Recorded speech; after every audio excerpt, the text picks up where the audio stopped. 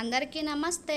అందరూ ఎలా ఉన్నారు? నేనైతే చాలా బాగున్నాను. ఈరోజు నా చేతి వంట కాదండి, మా బావ చేస్తున్నాడు.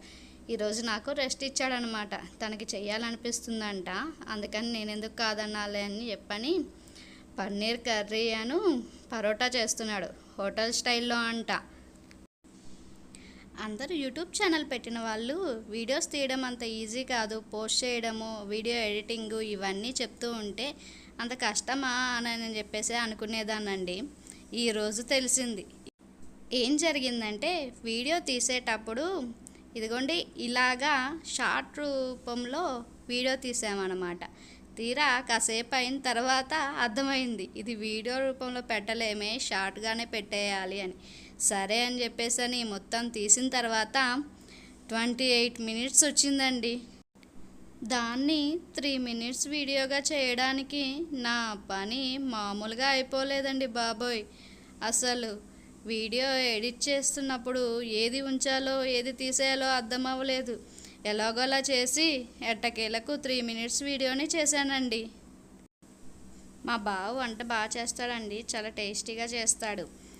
కానీ అప్పుడప్పుడు చేయమంటే చెయ్యడు. తనకి ఇష్టం వచ్చినప్పుడే సంవత్సరానికి ఒకసారి అన్నట్టు చేస్తాడనమాట. ఈరోజు తను వంట చేస్తున్నాడని కాబోలు వర్షం కూడా భయంకరంగా పడుతూ ఉంది. మేము అదే కామెంట్ చేసుకుంటూ ఉంటున్నాం, నువ్వు స్టార్ట్ చేసావు వర్షం పడుతుంది అని.